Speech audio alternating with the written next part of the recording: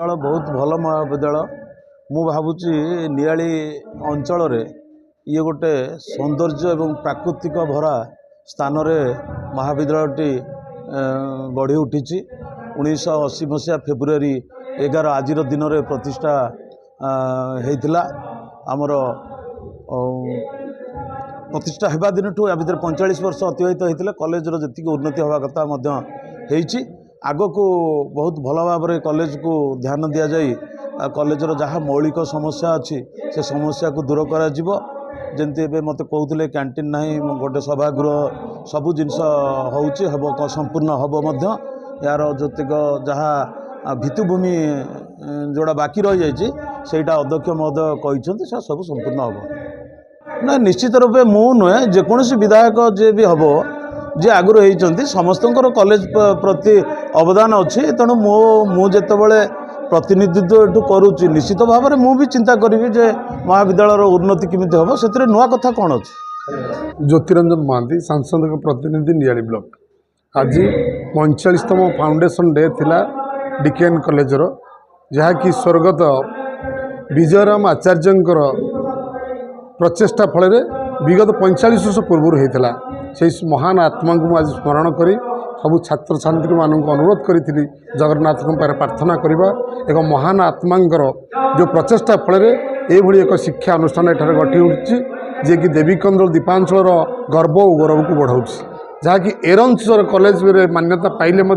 समस्त मोहर एरंच कॉलेज कहले आर प्रथज पटरे जो महान नायक रही सी होती विजयराम आचार्य एवं जड़े आध्यात्मिक गुरु जे कि नित्यानंद बाबा तेणु तांकर आत्मा को श्रद्धांजलि ज्ञापन करुँची जहाँ कहले केन्द्र अनुदान विगत दिन में एठारे विभू प्रसाद राय मान्यवर सांसद जे कि मोर बड़ भाई तांकर मन अनुदान थिला आज जहाँ कॉलेज तरफ जहाँ भी आवश्यक पड़ो निश्चिंत भाव में भारतीय जनता पार्टी प्रतिश्रुतिबद्ध शिक्षा स्वास्थ्य गमनागमन प्रति समस्त जनसाधारण प्रति तांकर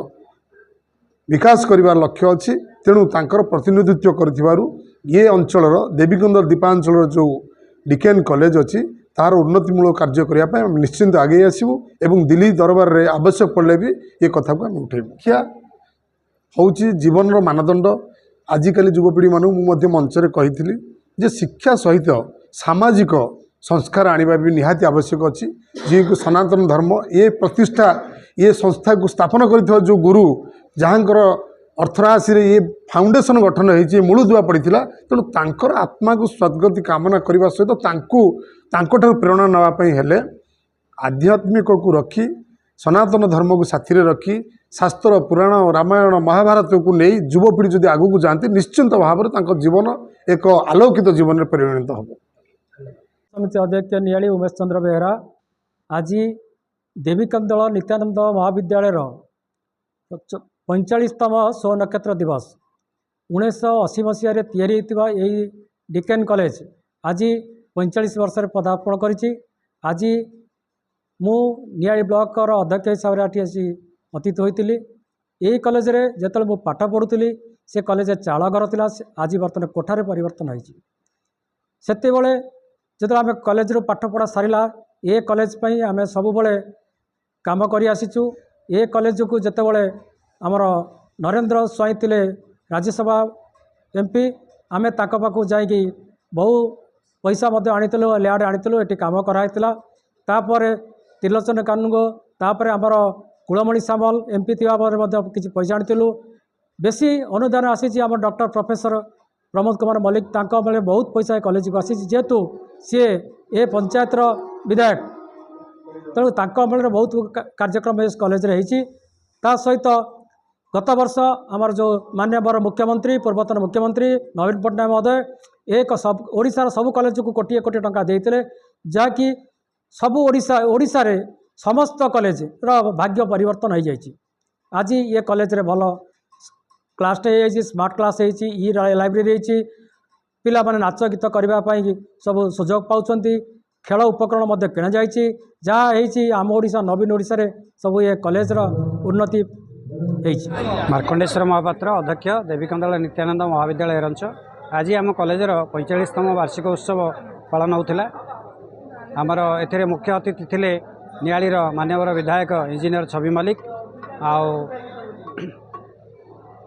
एमपी महोदय जगतसिंहपुर एमपी तांकर विशेष कार्यक्रम से आसीपारे एवं तांकर प्रतिनिधि ज्योतिरंजन महंती सम्मानित अतिथि भाव जोगदे सबका आमर कटक सदर उपजिलापाल कंसेंट देते तथापि अर्जेंट रेवेन्यू मीटिंग सकाशे से भी आसीपारे आउ आमर जिला परिषद सभ्या Saudamini Mahapatra Niali block chairman Umesh Chandra Behera AIDS panchayat sarpanch Niranjan Behera सम्मानित अतिथि भाव जोगदे ये अंचल बुद्धिजीवी समाजसेवी भुवनानंद महापात्र अन्यतम अतिथि भाव जोगदे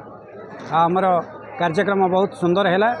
आम जहाँ आशा करूँ जे आमर कॉलेजर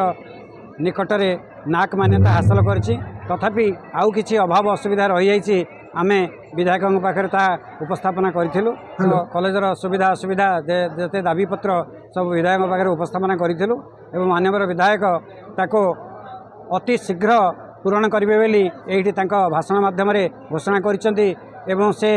सांगे सांगे असिस्टेंट इंजीनियर को ब्लॉक असिस्टेंट इंजीनियर को निर्देश देइछंती जे काम केमिति 2-3 दिन भितर आरंभ हो जो काम सब अधा अच्छी एवं आमर विभिन्न दाबी थिला जेमिति आमर हॉस्टेल नहीं ऑडिटोरियम बड़ ऑडिटोरियम नहीं साइकिल स्टैंड कैंटीन कॉलेज प्राचीर एवं खेल पड़ियार डेवलपमेंट ये सब प्रमुख आमर दाबी थिला आमे विधायकों पाखे यहाँ एवं सांसद